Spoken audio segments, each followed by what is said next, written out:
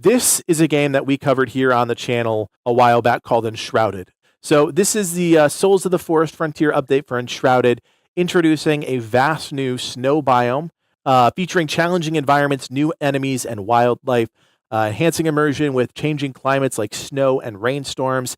Players will face new threats such as scavenger enemies with fire-based attacks, a corrupted cyclops, and a fogger spore-head mage. Let's see what this is all about. I'm actually really curious. Greetings, Flameborn. We're thrilled to introduce Enshrouded's biggest update yet, Souls of the Frozen Frontier. Let's dive in. First up, the Albanese Summits, a massive new snow biome that towers above the world as the highest peak on the map. This frozen landscape is home to breathtaking vistas, daunting peaks, and new settlements that tell the story of the ancient civilization that once lived here. The Albanese Summits bring with them fresh new challenges as new enemies and fauna await. This biome transfers the way you approach combat and survival. Its frozen beauty is more than just a visual change. It deeply impacts gameplay, making every decision in its harsh environment critical.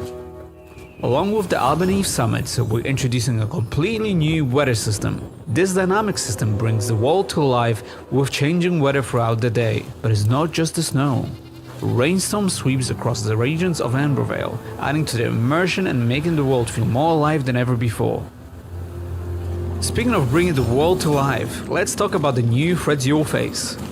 We are introducing new scavenger enemies with fire-focused attacks from the Flamethrower Scavenger and the whip-wielding champion, who not only attacks but buffs allies. You will also encounter a new variation of the foe you already know, the Cyclops.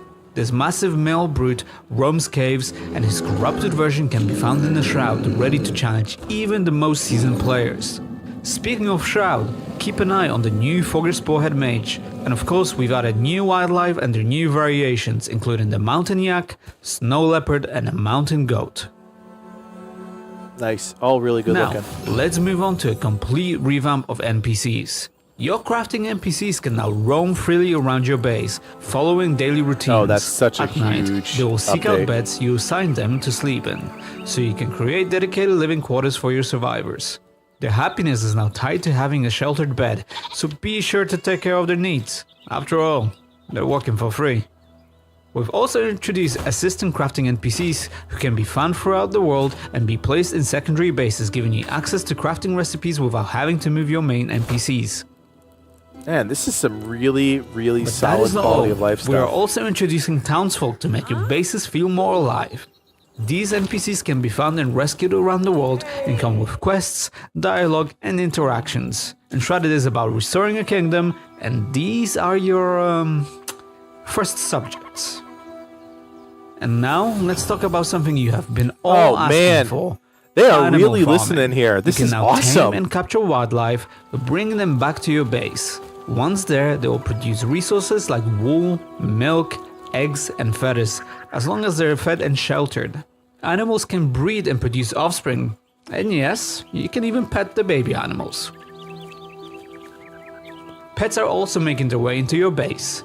Cats and dogs can now be tamed, roaming freely in your settlement. They don't provide resources, but will give you buffs when petted. And with 5 coats for dogs and cats, there's a good chance your pet in-game will look like your pets in real life. Yeah, they're really leaning into some Moving cool on to stuff miscellaneous here. stuff. We're increasing the max player level to 35, and the flame can be upgraded twice to help you venture into the new deadly shroud zones. You will also be able to unlock new weapons, new armor sets, and a reward glider system, and also ice as a terrain block, which will let you have fun sliding across frozen surfaces and perhaps put you on a collision course. The grappling hook has also been enhanced. It can now pull flag enemies towards you or launch you into the combat against larger foes. Wow, man, I might have to reinstall this one. In order to use the new grappling hook, enjoy a little bit of this during the December lull. Finally, we've added new building materials and furniture to keep your creative side busy. From polished granite and obsidian to icy terrains and luxurious furniture sets, your base building possibilities have never been greater. But wait, there is more.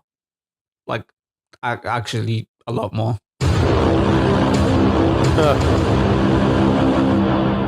Too much to cover here, so check the full patch notes linked in the description.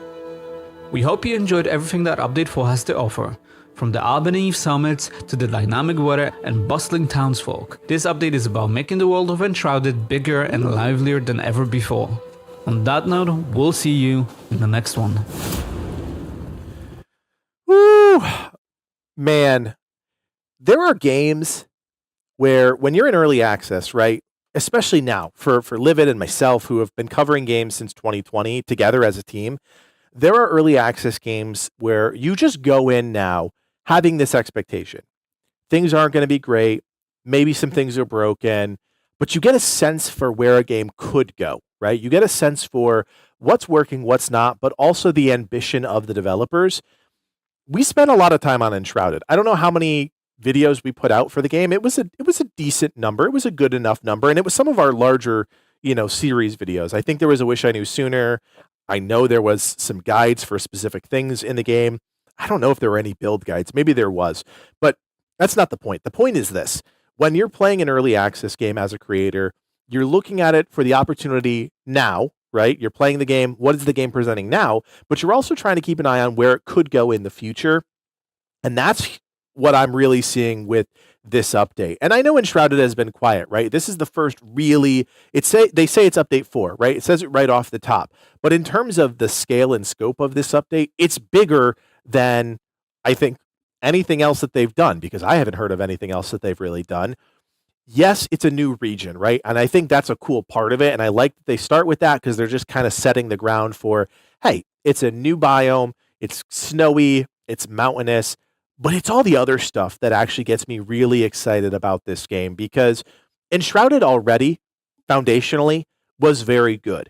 But the things that they addressed in this update, such as the NPCs having a little bit more of a life cycle in your base, is huge, because when you're so used to a certain kind of game or quality of game and those things aren't there, they become a little bit awkward, right? So like when we were playing this game, we had a private server that I think I was hosting locally, and Livid and myself and Schmo, we were all playing this game for hours on end. And you have your NPCs that Livid built these incredible bases for. Like each NPC had their own house that Livid built by hand, but they didn't do anything.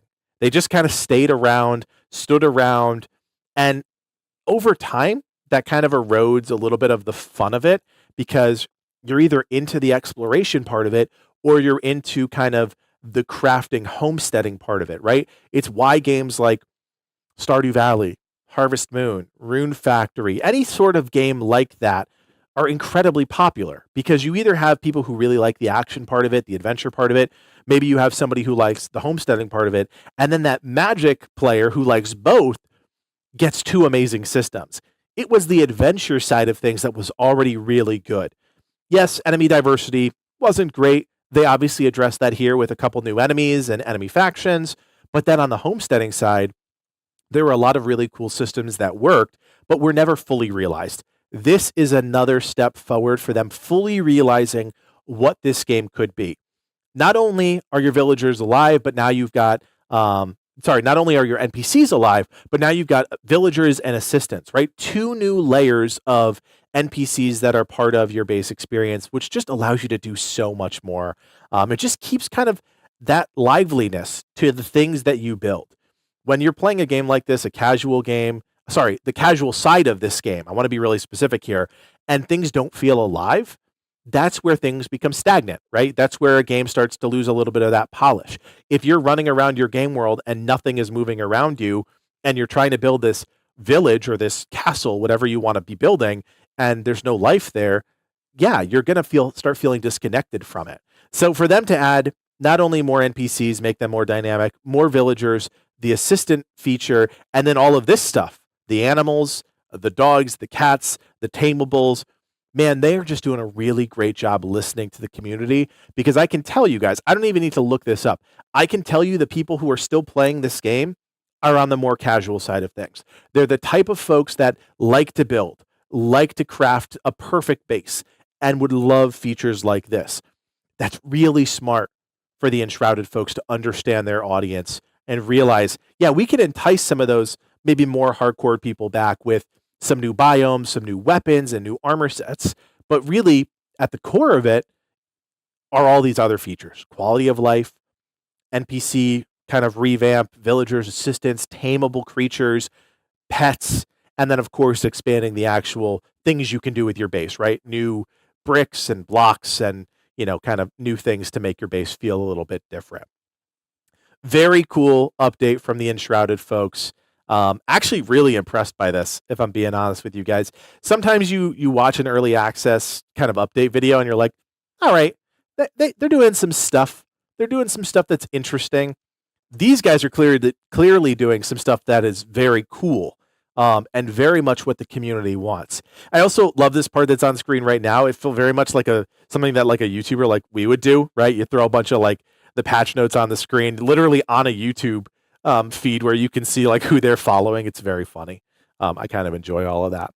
I don't know, guys. What do you think? Enshrouded is looking really good. I don't know in the chat if you guys have played this game a lot. I know, like I said, we've played a lot. I could actually pop up really quick how many hours I've played this game. I have no idea. I don't mind shilling for it for a second. It was a great game, and that update looks really cool. So we should give developers props when they do cool things like that.